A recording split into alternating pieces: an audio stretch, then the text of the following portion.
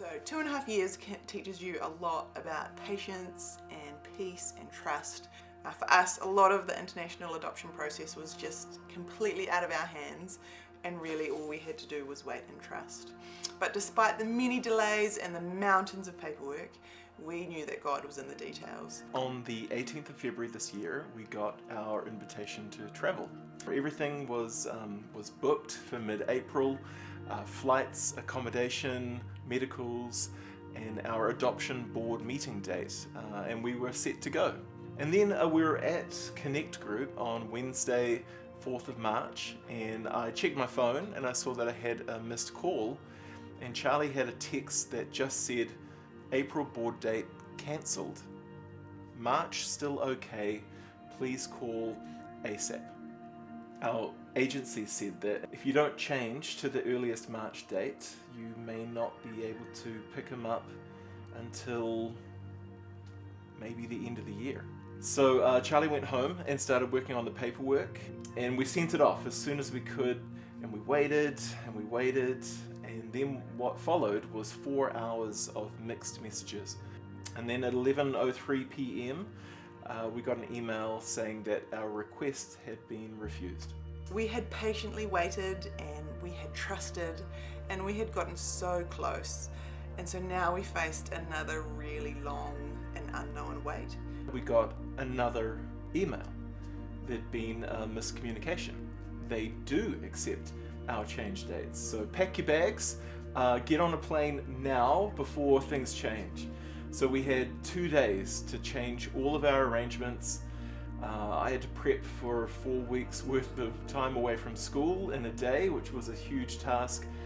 We packed madly, arranged everything, and watched YouTube clips on how to change nappies the night before we flew out. We jumped on the plane, and then it was time to pick him up. And it was love at first sight. We had a great week getting to know each other, figuring things out, and just having a lot of fun together. So over this time, COVID-19 had now made its way to New Zealand, but we still had to attend our Thailand adoption board meeting to get that paperwork to get his visa in order to come home.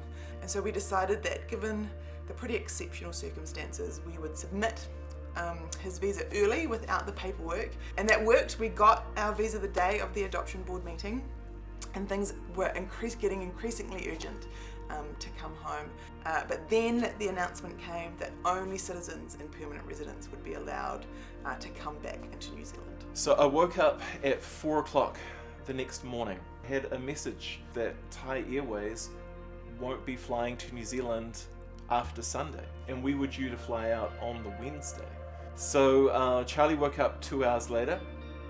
It was Wisawat's birthday, and she woke to the news that we're going home in a few hours. There were 3 families with adopted kids travelling back that day, and none of our children were allowed to board the plane because the adoption visa is a type of visitor's visa, and New Zealand had just declared that no visitors are allowed to come to New Zealand.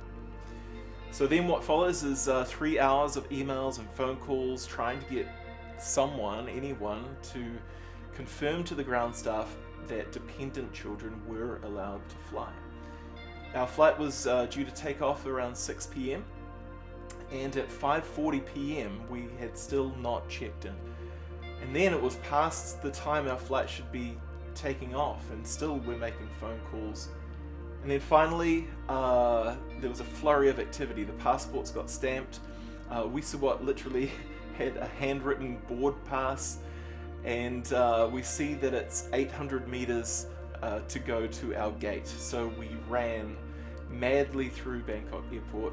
Charlie was in jandals carrying a toddler strapped to her front, and I was running up on ahead to let them know that we were coming. Hold the plane. So we sat in our airplane seats, sweaty, hungry, exhausted, but heading home by the grace of God. We have so many people to thank for getting us to where we are now. But above all, we want to thank God for his hand in so many of the details and the timings. Charlie and I are the ones who are blessed by Wisawat joining our family. We are aware that our gain has come at great loss. Loss to his mother and loss to himself.